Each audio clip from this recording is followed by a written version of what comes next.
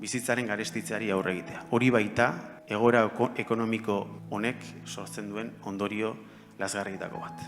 Errazegi onartzen da, gazteek beren errentaren 40% baino gehiago bideratu behar izatea, alkilerra ordaintzera edo hipoteka bat ordaintzera. Errazegi onartzen dira gazteek lan merkatura sartzen aurkitza dituzten baldintzak, soldata baldintzak eta prekarizazio baldintzak. Errazegi onartzen da gaur hemen gauden hiri hontan Donostian ezin bizi izana eta beste herri batzuetara joan behar izatea bizitzera etxe bizitza garestia delako. Edo errazegi onartu da Europako emantzipazio tasa baxuenetarikoa izate Euskal Herria. Ez algara gai lanbide arteko gutxieneko soldata finkatzeko gure ezaugarri sozioekonomikoen arabera. Ez algara horretarako gai herri gisa.